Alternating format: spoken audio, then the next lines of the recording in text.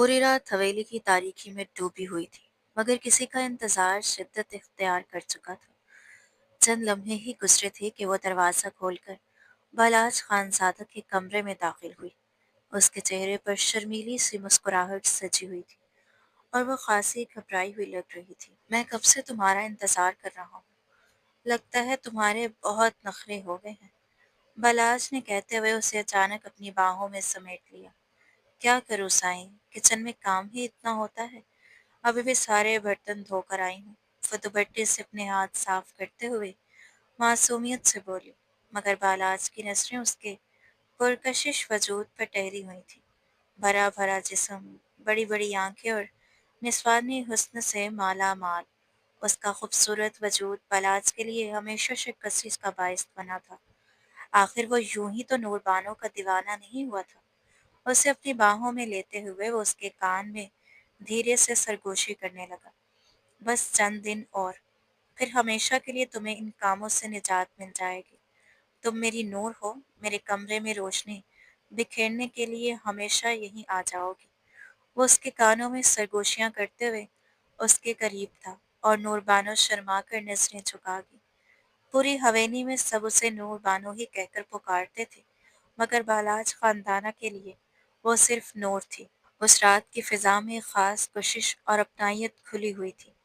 बालाज ज़मीनों से थकाहारा वापस आया था और नूरबानो की मौजूदगी उसके लिए सुकून और राहत का एहसास बन गई थी। कुछ देर बाद कमरे में खामोशी और इत्मीनान का राज था। बालाज ने एक गहरी अंगड़ाई ली, अपने कपड़े उठाए और वॉशरूम की तरफ बढ़ गया, जबकि नूरबानो जल्दी जल्दी अपने कमरे संभालने लगी, क्योंकि उसे वापस अपने सर्वेंट क्वार्टर जाकर ही नहाना था। वहीं उसके कपड़े रखे होते थे। बालाज खानजादा नहाकर वॉशरूम से बाहर निकला तो नूर बानो अब भी उसका इंतजार कर रही थी। वो मुस्कुराते हुए उसे देखने लगा। साईं, आपसे एक बात करनी है, बानो ने घबराते हुए लहजे में कहा। अच्छा, क्या बात है, बताओ मुझे मेरी नूर। नूर को मुझसे क्या कहना है। बालाज ने एक बार फिर उसे अपने करीब कर लिया तो बानो घबराकर दो कदम पीछे हट गई, फिर नजरें झुकाकर धीरे से बोली, मैं ये कह रही थी कि आप हमारे निकाह का राज कब तक छुपा कर रखेंगे। कहीं ऐसा ना हो कि बहुत देर हो जाए। दादी सरकार मुझे अजीब नजरों से देखती हैं। वो हर वक्त मुझ पर नजर रखती महसूस होती हैं और मुझे उनसे बहुत खौफ आता है। वो अपने दिल का डर बालाज खानजादा के सामने बयान कर रही थी। बालाज ने मुस्कुराकर उसे देखा और बोला, किसी से डरने की जरूरत नहीं है। मैंने तुमसे निकाह किया है, कोई गलत काम नहीं किया। फिर तुम क्यों घबराती हो। मगर नूर बानो उसे कैसे समझाती कि जब कोई रिश्ता अपनी गहराइयों में उतरने लगता है तो उसके साथ राज खुल जाने का खौफ भी बढ़ने लगता है। और इस वक्त उसके दिल में भी यही अंदेशे जन्म ले रहे थे। कई दिनों से वो अपने वजूद में अजीब सी तब्दीलियां महसूस कर रही थी। कभी अचानक उसे चक्कर आने लगते और कभी ये महसूस होता जैसे तबीयत बिगड़ने वाली हो। वो ये सब तब्दीलियां सबसे छुपाती फिरती रही थी। हवेली में एक दो नहीं, बल्कि दर्जनों मुलाजिम थे। इसलिए रात की तारीकी में छुपते छुपाते बालाज खानजादा के कमरे तक पहुंचना उसके लिए आसान न था। मगर उसके बावजूद वो उसकी हर ख्वाहिश और हर फरमाइश का एहतराम करती थी। निकाह के बाद उसे जो मुकाम मिला था, उस पर उसे अब भी यकीन नहीं आता था कि एक दिन वो इसी हवेली की बहू कहलाएगी। उसकी आंखों में बेशुमार ख्वाब थे, चेहरे पर फितरी कशिश थी। बड़ी बड़ी आंखें और मासूमियत से भरपूर सरापा उसे और भी दिलकश बना देता था। उसकी उम्र भी ज्यादा न थी और वो इस हवेली की पुरानी मुलाजमा भी नहीं थी। सिर्फ 1 साल पहले ही वो यहाँ आई थी। बालाज खानजादा अपनी जमीनों में खड़ा फसल की कटाई का काम देख रहा था कि उसी दौरान मुंशी रशीद उसके पास आया और बोला, साईं, आपसे एक लड़की मिलना चाहती है, बहुत परेशान लग रही है। बालाज ने हैरत से पूछा, कौन है, उसे अंदर भेजो। थोड़ी ही देर बाद एक लड़की सहमे हुए कदमों से चलती हुई उसके सामने आ खड़ी हुई। वो घबराई हुई आवाज में बोली, साईं, मेरी मदद करें। मेरे चचा मुझे कोठे पर बेचना चाहते हैं। वो मुझे कल अपने साथ शहर ले जाएगा। मैं बड़ी मुश्किल से आपके पास मदद मांगने आई हूँ। خدا کے لیے میری مدد کرنے ورنہ میری زندگی برباد ہو جائے گی۔ وہ اس کے قدموں میں گرنے ہی والی تھی کہ بالاج دو قدم پیچھے ہٹ کالے رنگ کی چادر میں لپٹے اس خوبصورت دوشیزہ کو دیکھ کر وہ چند لمحوں کے لیے حیران رہ گیا۔ اس کی گہری سیاہ آنکھیں، لمبی لمبی پلکیں اور میرون رنگ کے ہونٹ ایسے تھے کہ اسے کسی میک اپ کی ضرورت ہی محسوس نہیں ہوتی تھی۔ شفاف ہیرے جیسی دمکتی آنکھوں سے آنسو موتیوں کی مانند ٹپک رہی تھی۔ بالاج نے فوراً منشی رشید کو آواز دی، کون ہے یہ لڑکی اور اسے کس نے اس حال تک پہنچایا ہے؟ منشی رشید نے تفصیل بتاتے ہوئے کہا، سائیں، یہ اکبر لنگڑے کی بھتیجی ہے۔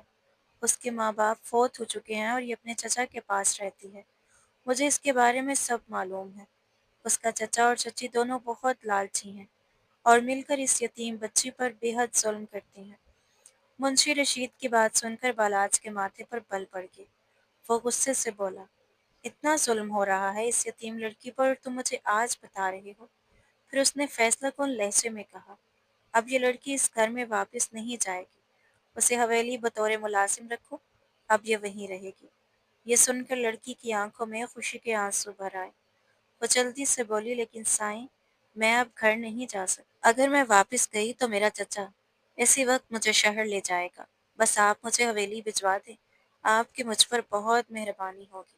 وہاں میری عزت بھی محفوظ رہے گی اور جان بھی۔ اور اس کے سامنے ہاتھ جوڑے کھڑی تھی۔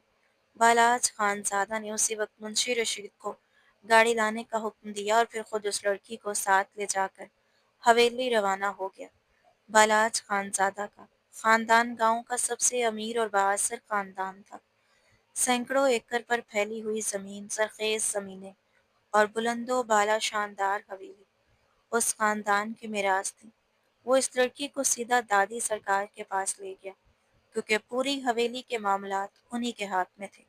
دادی سرکار اس لڑکی کو ناقدانہ نگاہوں سے دیکھ رہی تھی۔ اتنی خوبصورت لڑکی کا حویلی میں ملازمہ بن کر رہنا انہیں کچھ زیادہ پسند نہ آیا۔ تبھی وہ بالاج سے بولی، اسے اپنے چچا کے پاس ہی رہنا چاہیے تھا۔ آخر اپنے لوگوں کے درمیان انسان زیادہ محفوظ رہتا ہے۔ یہ سنتے ہی نوربانو کے پیروں تلے سے زمین نکل گئی۔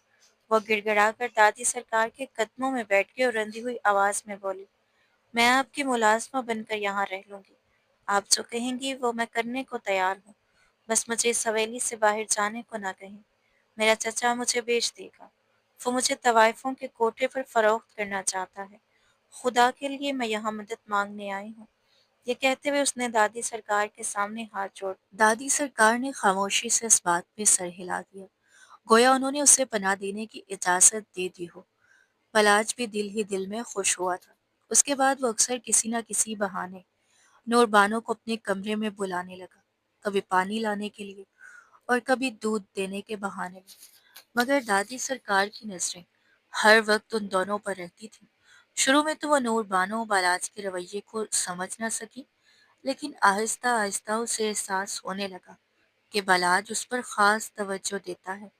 اس دن بھی وہ باغیچے میں بیٹھی پودوں کی صفائی کر رہی تھی جب بالاج آ کر اس کے سر پر کھڑا ہو گیا۔ نور بانو ہمیشہ کالے رنگ کی چادر اوڑھے حویلی میں ادھر ادھر کام کرتی پھرتی تھی، مگر جیسے ہی بالاج حویلی واپس آتا اس کی نظریں بے اختیار نور بانو کو تلاش کرنے لگتی تھی۔ بالاج کوئی کم عمر نوجوان نہیں تھا، بلکہ 34 برس کا ایک وسیع اور باوقار مرد تھا۔ اس کی شادی 7 سال پہلے کشمالہ سے ہوئی تھی۔ 2 سال تک دونوں کی ازدواجی زندگی بظاہر ٹھیک رہی، مگر پھر ان کے درمیان اختلافات بڑھنے لگے اور اب 5 سال سے کشمالہ اپنے میکے میں بیٹھی تھی۔ نہ تو بالاج نے اسے طلاق دی تھی اور نہ ہی کشمالہ کے خاندان میں طلاق لینے کا رواج تھا، اس لیے وہ واپس بھی نہ آئی۔ آخر ایسی کیا بات ہوئی تھی کہ دونوں ایک دوسرے سے نفرت کرنے لگے تھے؟ اس حقیقت سے کوئی واقف نہ تھا۔ دادی سرکار اگرچہ کشمالہ کو واپس بلانا چاہتی تھی، مگر کشمالہ کی ضد تھی کہ وہ ہرگز اس گھر میں واپس نہیں آئے گی۔ وقت گزرنے کے ساتھ بالاج بھی اسے واپس لانے کی خواہش کھو چکا تھا، کیونکہ حقیقت یہ تھی کہ کشمالہ نام کی اس عورت سے اس کا دل بھر چکا تھا، اور جب اس نے نور بانو کو دیکھا تو اس کی خوبصورتی اور حسین حسن ایسا تھا کہ لاکھ چھپانے کی کوشش کے باوجود بھی چھپ نہیں سکتا تھا۔ دادی سرکار نے اسے حویلی میں بطور ملازمہ تو جگہ دے دی تھی، مگر اس پر کڑی نظر بھی رکھتی تھی۔ وقت آہستہ آہستہ گزرتا گیا اور اسی دوران بالاج نے بھی نور کے سامنے اپنی پسندیدگی کا اظہار کر دیا تھا۔ یہ سوچ کر نور بانو شرما جاتی تھی کہ بالاج اس پر ایک خاص نظر رکھتے ہیں، اور وہ حیران بھی ہوتی تھی کہ آخر وہ تو اس حویلی کی ایک معمولی ملازمہ تھی۔ پھر ایک رات بالاج نے اسے کمرے میں بلایا۔ رات کے 12 بج رہے تھے۔ اس نے نور بانو کا ہاتھ تھاما تو وہ تھر تھر کانپنے لگی اور گھبرائے ہوئے لہجے میں بولی، سائیں، یہ سب ٹھیک نہیں، میں آپ کی ملازمہ ہوں اور آپ میرے لیے ایک نامحرم ہیں۔ بالاج نے نرمی سے کہا، نور بانو، میں تم سے ایک رشتہ جوڑنا چاہتا ہوں، ایک ایسا رشتہ جو محبت سے بنا ہے، کیونکہ میں تمہیں بہت چاہنے لگا ہوں۔ نور نے دھیمی آواز میں کہا، لیکن ہمارے درمیان ایسا کبھی نہیں مضبوط رشتہ نہیں جسے میں کوئی نام دیا جا سکے۔ بالاج نے جواب دیا، میں تم سے نکاح کر لوں گا۔ محبت اور احساسات کے اس موڑ پر نور بانو بھی خاموش رضامندی اختیار کر گئی۔ پھر ایک دن جب دادی سرکار اپنی بڑی بیٹی سے ملنے اس کے گاؤں گئی ہوئی تھی اور حویلی تقریباً خالی تھی، تو بالاج خاموشی سے نور بانو کو اپنی گاڑی میں بٹھا کر شہر لے آیا۔ شہر کی ایک مسجد میں اس نے نور بانو سے نکاح کر لیا۔ اس لمحے دونوں کے چہروں پر خوشی نمایاں تھی، جبکہ نور کی ہتھیلیاں گھبراہٹ اور خوشی کے ملے جلے احساس سے پسینے سے بھیگ رہی تھیں۔ اسے یقین نہیں آ رہا تھا کہ آج اس کی محبت کو ایک جائز اور خوبصورت رشتہ مل گیا ہے۔ بالاج نے مسکراتے ہوئے کہا، اب تو ہماری محبت کو ایک نام مل گیا ہے، اب تو انکار نہیں کرو گی نا؟ یہ سن کر نور بانو نے شرم سے اپنا چہرہ دونوں ہاتھوں میں چھپا لیا اور خاموشی سے مسکرا دی۔ پھر جب بھی بالاج کو اس کی طلب ہوتی، وہ کسی نہ کسی بہانے سے نور بانو کو اپنے کمرے میں بلا لیتا۔ ابھی ان کے نکاح کو صرف 2 مہینے ہی ہوئے تھے، لیکن نور کو محسوس ہونے لگا تھا کہ اس کا بالاج کے کمرے میں جانا اب اپنا رنگ دکھانے لگا ہے، کیونکہ چند دنوں سے اس کی طبیعت مسلسل خراب رہنے لگی تھی۔ پھر ایک دن حویلی کی بوڑھی ملازمہ سکینہ نے اسے دیکھ لیا۔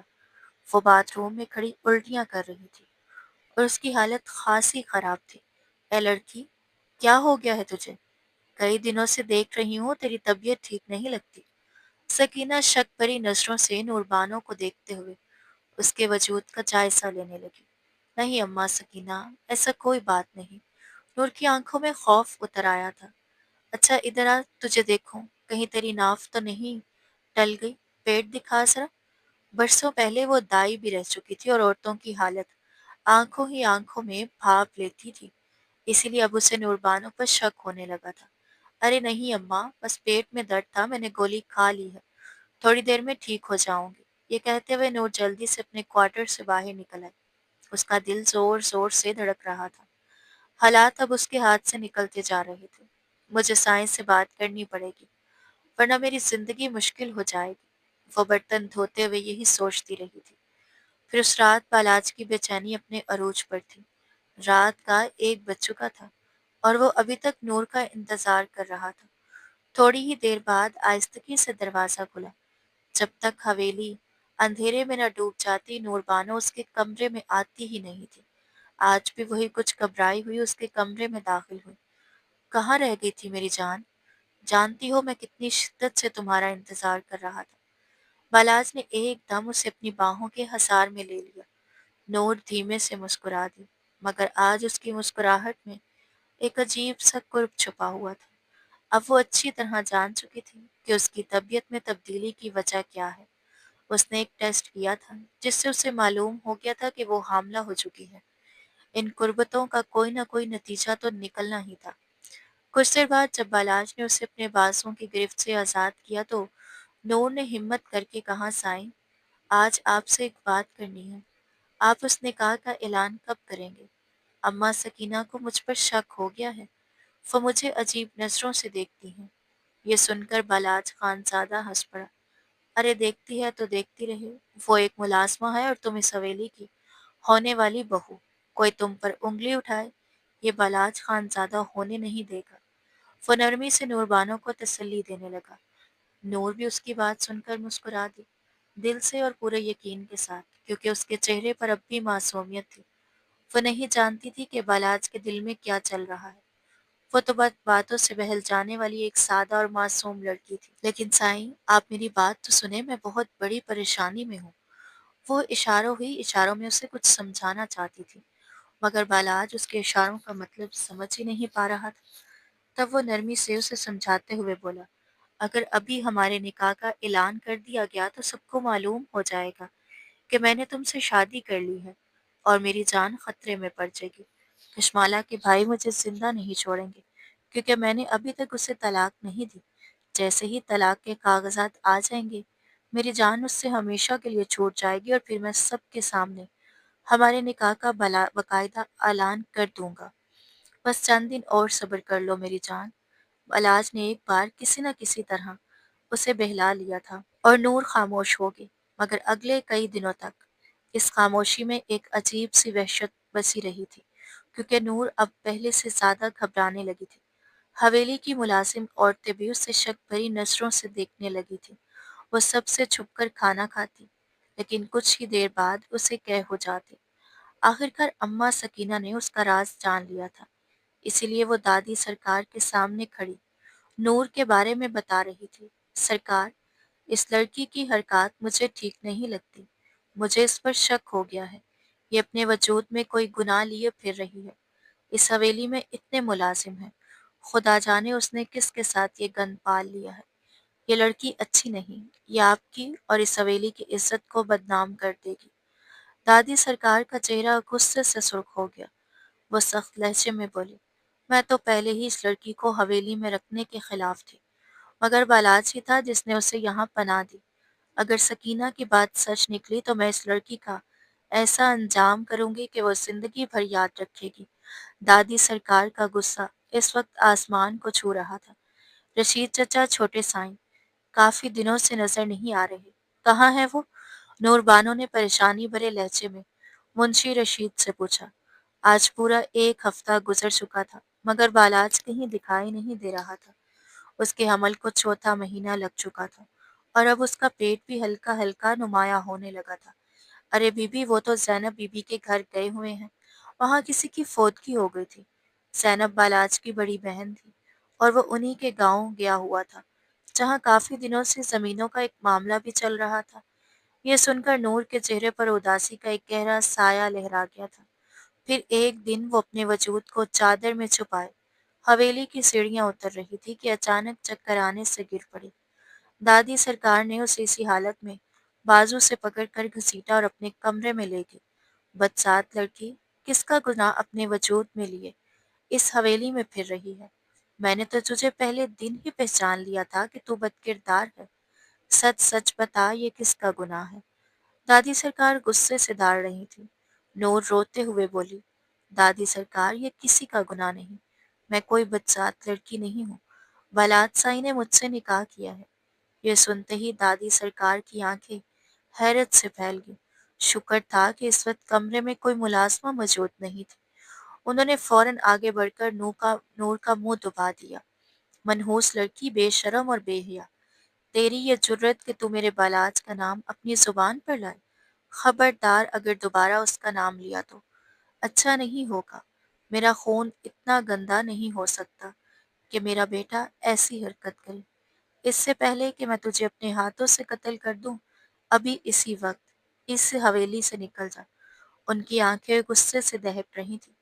आज तूने मेरे सामने बालाज का नाम लिया है, लेकिन अगर किसी और के सामने उसका नाम लिया तो तेरा ऐसा अंजाम होगा कि लोग तेरी लाश के टुकड़े जगह जगह से उठाएंगे। नूर सिसकियों के दरमियान बोले, मेरी बात का यकीन करें दादी सरकार, मैं सच कह रही हूँ। बालात साई ने मुझसे निकाह किया है। मगर दादी सरकार ने उसकी हथेली में चंद नोट थमाए और गुस्से से बोली, अभी इसी वक्त इसी हवेली से निकल जा, वरना तेरा अंजाम अच्छा नहीं होगा। और पलट कर कभी इस तरफ मत देखना। इस गांव से बहुत दूर चली जाना। फिर उन्होंने अम्मा सकीना को आवाज दी, इस लड़की को उसका सामान दो और फौरन हवेली से बाहर निकाल दो। ये मेरा हुक्म है। अगर दोबारा ये मुझे इस हवेली या गांव में नजर आई तो अपनी मौत को खुद दावत देगी। गुस्से से उनका पूरा वजूद कांप रहा था। वो कभी ये बर्दाश्त नहीं कर सकती थी कि एक हकीर और कम हैसियत लड़की इस खानदान की बहू बने। अगरचे उन्हें दिल ही दिल में यकीन था कि नूरबानो सच कह रही है, मगर फिर भी वो उसे इस हवेली में कबूल करने के लिए तैयार न थी। इसलिए उन्होंने यही बेहतर समझा। کہ اسے ہمیشہ کے لیے اس گھر سے نکال دیا جائے۔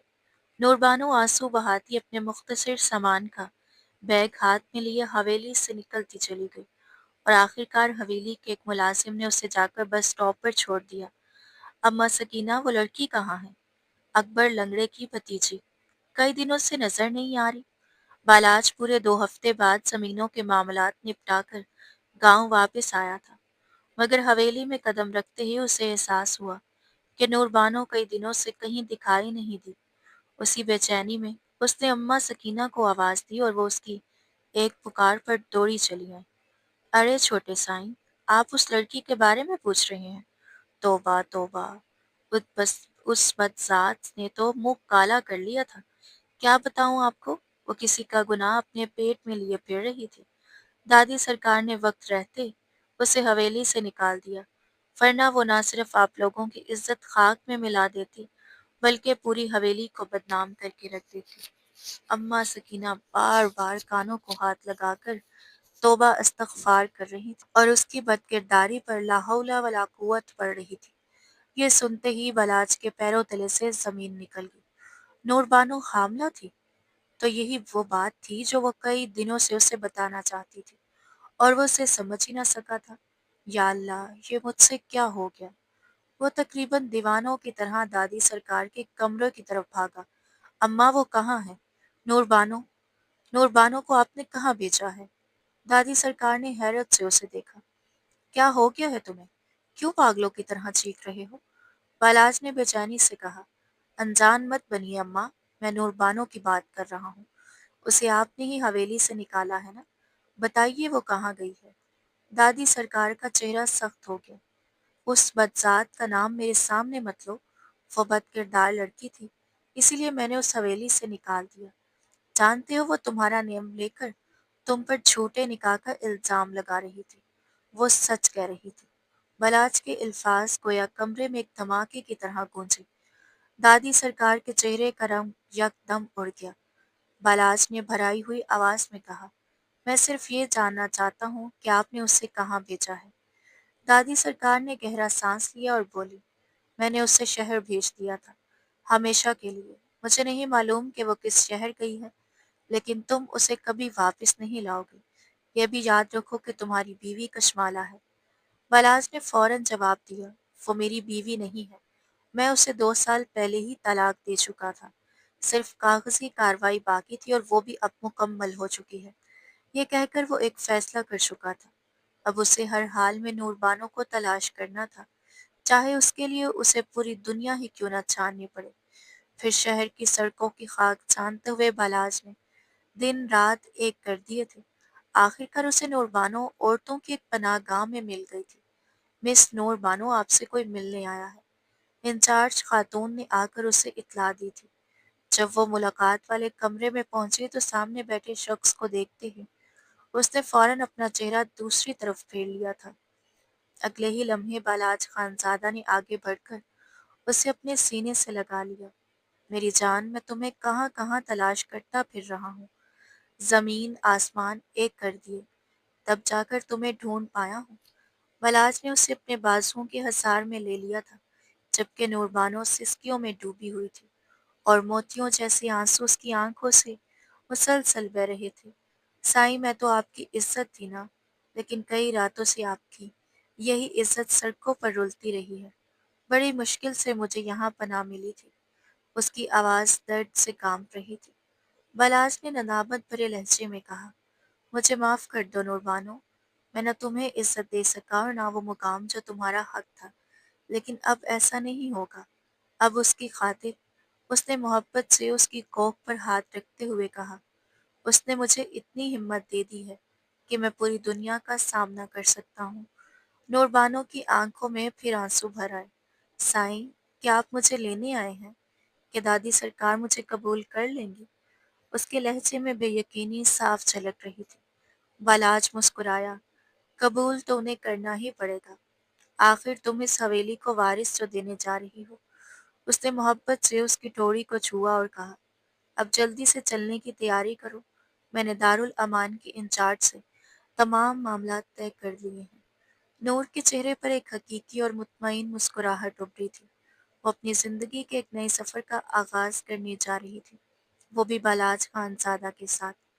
फिर बालाज उसका हाथ थामे उसे गाड़ी तक लाया और उसके लिए फ्रंट दरवाज़ा खोल दिया। जैसे ही वो खुद गाड़ी में बैठा, नूर की तरफ देखकर मुस्कुरा दिया। तुम नहीं जानती मैं कितना खुश हूँ। मैंने तुम्हें पागलों की तरह हर जगह तलाश किया है। वो उसे गहरी नज़रों से देख रहा था। नूर पहले से कहीं ज़्यादा कमज़ोर और निढाल दिखाई दे रही थी, मगर बालाज ने दिल ही दिल में फैसला कर लिया था कि अब वो उसका बेहद ख्याल रखेगा और उसकी हर तकलीफ को अपनी मोहब्बत से कम कर देगा। कुछ ही देर बाद वो हवेली पहुंच चुके थे। बालाज नूर का हाथ थामे उसे हवेली के अंदर ला रहा था और तमाम मुलाजिम हैरत से ये मंजर देख रहे थे, मगर बालाज ने सबके सामने वाजिया कर दिया था, नूर मेरी बीवी है और मेरे होने वाले बच्चे की माँ भी। नूर के दिल में खुशी की एक लहर दौड़ गई थी, लेकिन वो ये नहीं जानती थी कि इस हवेली में उसके लिए कितनी आजमाइशें मुंतज़िर हैं। दादी सरकार ने उसका जीना दोभर कर दिया था। अगरचे बालाज खानज़ादा उनका इकलौता पोता था और अपने बेटे और बहू की हादसाती मौत के बाद उन्होंने उसे बड़ी मुश्किलों से पाला था और ये सारी जायदाद भी उसी की थी। मगर उसके बावजूद वो नूरबानो को इस घर की बहू तस्लीम करने के लिए तैयार नहीं थी। उन्हें डर था कि ख़ानदान के लोग उनसे ताल्लुकात ख़त्म कर लेंगे, क्योंकि पूरे ख़ानदान में शायद ही कोई ऐसा हो जो ये कबूल करता कि बालाज ने एक गरीब और कम हैसियत घराने की लड़की से शादी की है। इसीलिए वो हमेशा चाहती थी कि बालाज की शादी ख़ानदान की किसी लड़की से हो, मगर बालाज भी उन्हीं का पोता था, ज़िद और अज़म दोनों में उन जैसा। उसने नूर बानो को अपने कमरे में ही रखा हुआ था और उसकी हर ज़रूरत का खुद ख़याल रखता था। उसने उसे सख्ती से मना कर रखा था कि उसकी गैर मौजूदगी में वो कमरे से बाहर ना निकले। खाने-पीने की हर चीज़ वो कमरे में ही भिजवा देता था। नूरबानो खुद को दुनिया की खुशकिस्मत तरीन औरत महसूस करती थी, लेकिन दादी सरकार की नाराज़गी उसे अंदर ही अंदर परेशान रखती थी। वो अक्सर सोचती थी कि एक बार बच्चा दुनिया में आ जाए, फिर वो अपनी खिदमत और मोहब्बत से दादी सरकार का दिल जीत लेगी। इस वक्त तो उसकी अपनी हालत भी बहुत ख़राब थी। उसके पाँव सूज जाते थे और हमल के दिन उसके लिए पहले से ज़्यादा दुश्वार होते जा रहे थे। और बालाज जो खुद उस घर का लाडला और सबकी आंखों का तारा था, नूरबानो का इस कदर ख्याल रखता था कि कभी-कभी खुद उसके सूजे हुए पाँव पर तेल की मालिश करता और उसे बिस्तर से उतरने तक नहीं देता था। जब भी वो हवेली में मौजूद होता, नूर के तकरीबन सारे काम खुद ही अंजाम देता। नूर, तुम्हें किसी काम की ज़रूरत नहीं, तुम्हारे पाँव पहले ही बहुत सूज चुके हैं। वो मोहब्बत भरे लहजे में उसे समझाता। कभी वो खुद फल काट कर उसके सामने रख देता और जिद करके उसे खिलाता था। इस मामले में बालाज ने किसी मुलाजमा पर भी एतबार नहीं किया था। अगरचे दादी सरकार अक्सर नूरबानो के लिए दूध भिजवा दिया करती थी, मगर बालाज वो दूध वापस भिजवा देता था। नूरबानो हैरानी से कहती, नहीं बालाज, आप ऐसा क्यों करते हैं? मैं ये दूध पी लूंगी। मगर बालाज फौरन उसके हाथ से गिलास ले लेता और नरमी से कहता, दादी अभी बहुत गुस्से में है, इसलिए मैं किसी भी किस्म का कोई खतरा मोल नहीं लेना चाहता। ये सुनकर नूरबानो फौरन परेशान हो जाती, लेकिन बालाज उसे तसल्ली देते हुए कहता, इतनी फिक्र करने की ज़रूरत नहीं है। जिस दिन ये बच्चा दुनिया में आएगा, मेरा वारिस इस हवेली में कदम रखेगा। उस दिन देखना दादी का सारा गुस्सा भी खत्म हो जाएगा। ये कहते हुए उसके चेहरे पर खुशी फैल जाती थी। नूरबानो मुस्कुराकर पूछती, और अगर बेटी हुई तो? बालाज हंसकर जवाब देता, नहीं, मुझे यकीन है कि मेरा बेटा ही होगा। एक दिन बालाज जमीनों के सिलसिले में डेरे पर गया हुआ था। जब वो हवेली से निकला तो मौसम बिल्कुल साफ था, मगर अचानक शाम ढलते ही तेज बारिश शुरू हो गई थी। मौसम इस कदर खराब हो गया कि वो वापस ना आ सका और बारिश के बायस मोबाइल सिग्नल्स भी ठीक से काम नहीं कर रहे थे। वो बार बार मोबाइल उठाता और नूरबानो को फ़ोन करने की कोशिश करता, मगर राब्ता कायम नहीं हो पा रहा था। नूर की फिक्र उसे अंदर ही अंदर सताए जा रही थी। उसे ये खौफ भी सता रहा था कि कहीं उसकी गैर मौजूदगी में दादी सरकार नूरबानो को کسی قسم کا نقصان نہ پہنچا دیں، کیونکہ وہ صاف الفاظ میں کہہ چکی تھی کہ وہ اسے کبھی اس گھر کی بہو تسلیم نہیں کریں گی۔ 2 مرتبہ بالاج نے ڈیرے سے نکلنے کی کوشش کی، مگر نوکروں نے اسے روک لیا۔ نہیں سائیں، ہم آپ کو اس موسم میں نہیں جانے دیں گے۔ باہر بہت تیز بارش ہے اور گرج چمک ہو رہی ہے۔ خدا نہ خواستہ راستے میں کچھ ہو گیا تو، اور گاڑی کچی مٹی میں پھنس گئی تو آپ اسے کیسے نکالیں گے؟ بہتر ہے موسم ٹھیک ہونے کا انتظار کریں، پھر آپ چلے جائیے گا۔ ویسے بھی بالاج حویلی سے نکلتے وقت کسی نوکر کو اپنے ساتھ نہیں لایا تھا، کیونکہ اس نے یہی سوچا تھا کہ زمینوں کا کام نپٹا کر جلد واپس آ جائے گا، مگر حساب کتاب اور دیگر معاملات دیکھتے دیکھتے اسے کافی دیر ہو گئی تھی، اور پھر اچانک بارش نے اسے وہیں روک لیا تھا۔ ڈیرے پر صرف 2 نوکر موجود تھے، اور وہ بھی اس کے ساتھ نہیں جا سکتے تھے، کیونکہ وہاں موجود مویشیوں کی دیکھ بھال انہی کے ذمے تھی۔ اب رات گہری ہوتی جا رہی تھی، اور بالاج خانزادہ کی بے چینی بڑھتی جا رہی تھی۔ وہ بار بار اپنے موبائل کی اسکرین کو دیکھتا، کبھی کھڑکی کے پاس جا کر بارش کا شور سنتا، اور کبھی کمرے میں بے مقصد چہل قدمی کرنے لگتا۔ رات کا 1 بج چکا تھا، مگر اسے نیند کا دور دور تک احساس نہیں تھا۔ اس کے ذہن میں بس ایک ہی خیال گردش کر رہا تھا کہ نہ جانے نور نے کچھ کھایا بھی ہوگا یا نہیں، اور اگر نور یا اس کے بچے کو کچھ ہو گیا تو۔ یہی سوچ کر اس کی بے چینی اور خوف میں مزید اضافہ ہو جاتا تھا۔ اسلم چاچا جب اس کے سامنے کھانا رکھ کر گئے تو بالاج سے ایک نوالہ بھی نہ کھایا گیا۔ اس کے دل و دماغ پر بس ایک ہی خیال سوار تھا کہ نور کے بغیر وہ کیسے کھانا کھا سکتا ہے۔ ان چند مہینوں میں نور بانو اس کی زندگی کا ایسا حصہ بن چکی تھی کہ اب اس کے بغیر ہر چیز ادھوری لگتی تھی۔ جو محبت اسے کشمالہ سے کبھی نہ مل سکی تھی، وہ نور نے اسے بے حساب دی تھی، اور جو سکون کشمالہ اسے نہ دے سکی، وہ سکون نور کی موجودگی سے اس کی زندگی میں اتر آیا تھا۔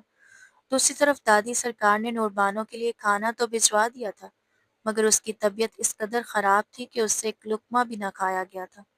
وہ بار بار بالاج کو فون کرنے کی کوشش کر رہی تھی، مگر اس کا نمبر مسلسل بند جا رہا تھا۔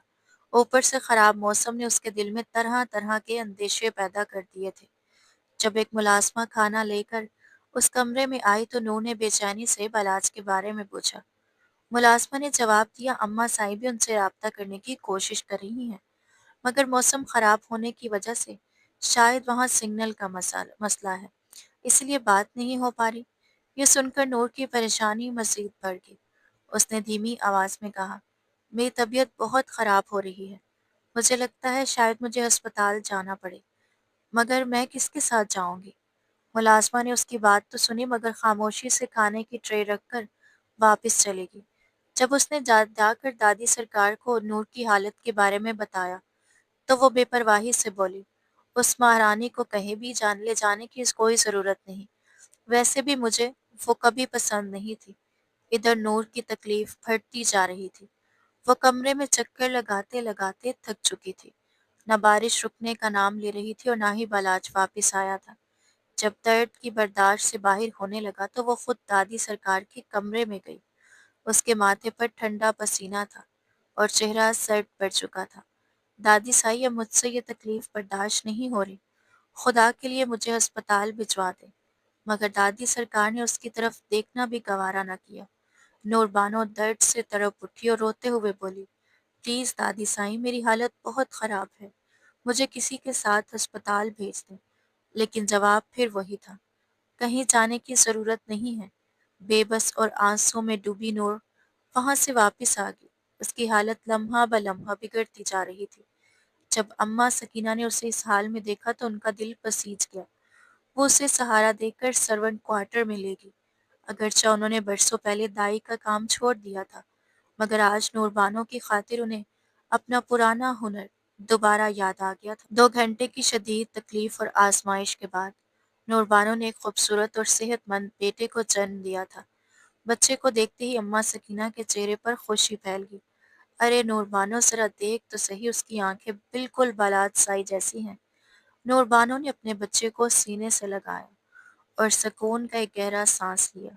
اماں سکینہ کے دل میں بھی ندامت تھی کہ انہوں نے ایک بے سہارا اور بن ماں باپ کی بچی پر شک کیا تھا، شاید یہی وجہ تھی کہ آج وہ نور کے سر پر شفقت سے ہاتھ پھیر رہی تھی، کیونکہ ان کی اپنی بھی تقریباً اسی عمر کی ایک بیٹی تھی جو اپنے گھر میں خوش و خرم زندگی گزار رہی تھی۔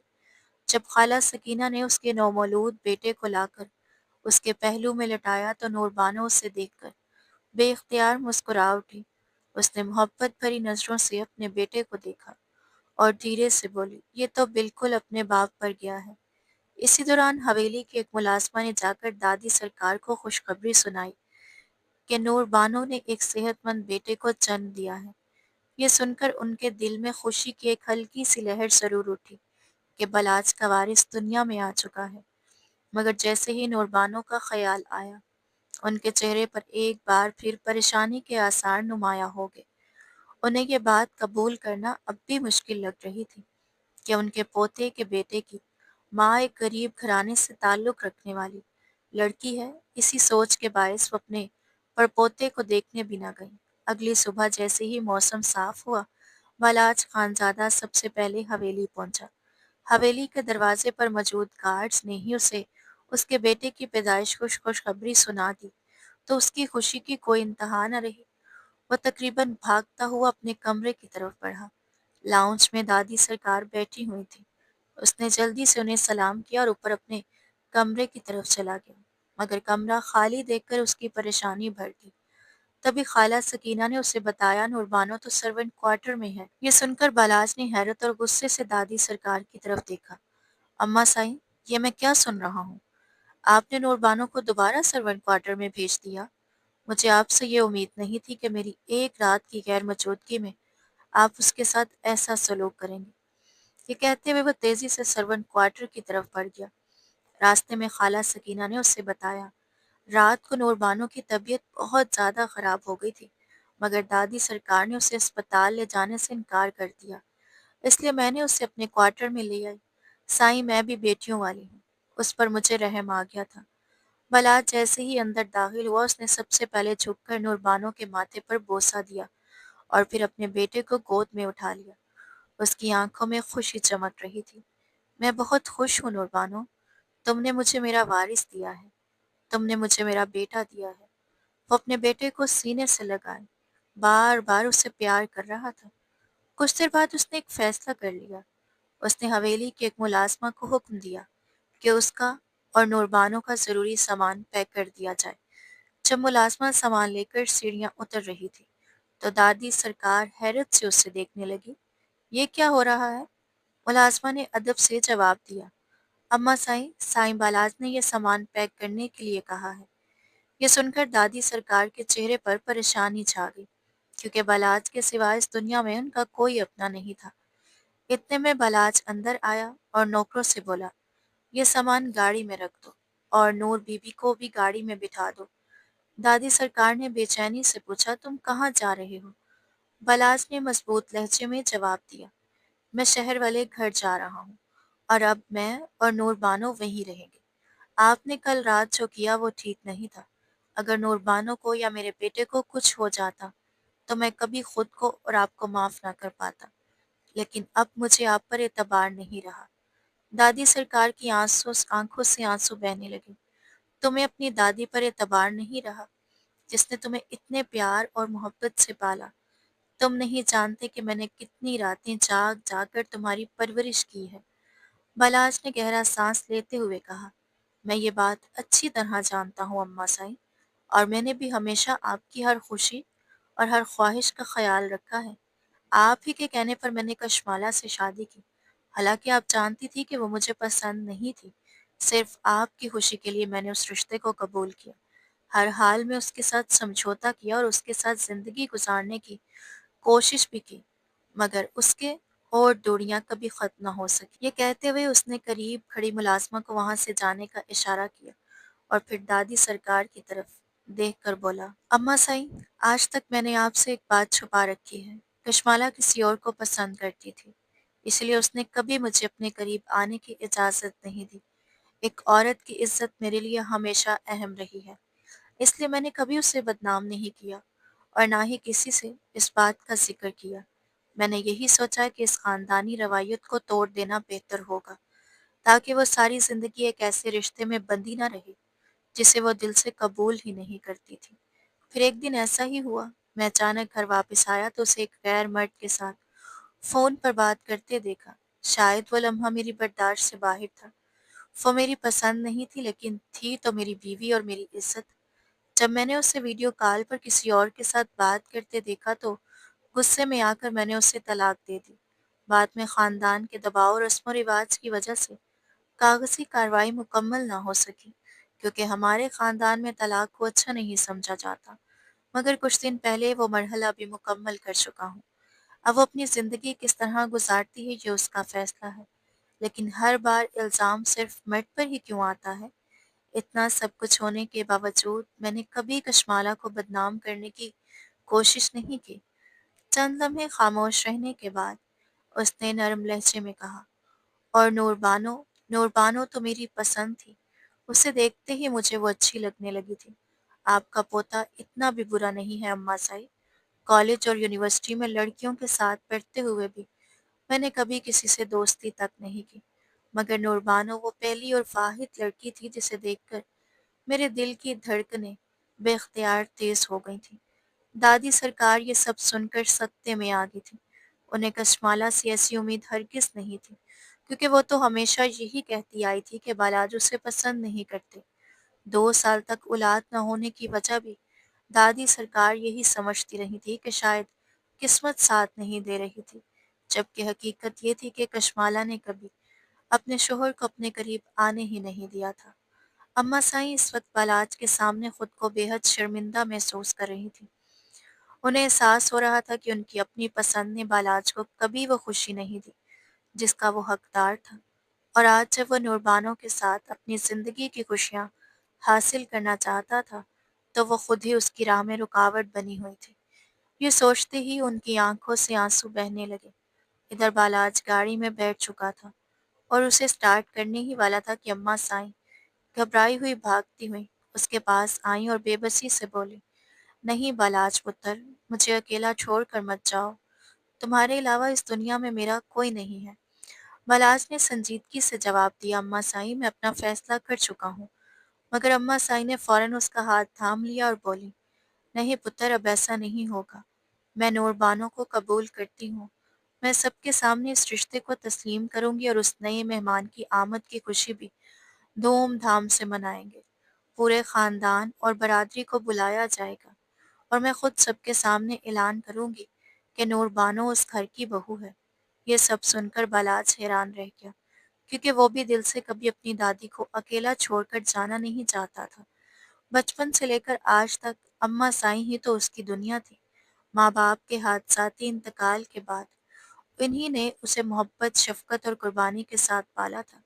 یہ سوچ کر وہ گاڑی سے نیچے اتر آیا اور اپنے بیٹے کو نوربانو کی گود سے لے کر اماں سائیں کی باہوں میں دے دیا۔ اماں سائیں نے مسکراتے ہوئے اپنے پڑپوتے کو دیکھا تو انہیں یکدم بالاج کا بچپن یاد آ گیا۔ وہ محبت سے اس کے چہرے کو دیکھتے ہوئے بولی، بالاج پتر، یہ تو بالکل تیری ہو بہو نقل ہے۔ پھر انہوں نے اسے پیار سے اپنے سینے سے لگا لیا۔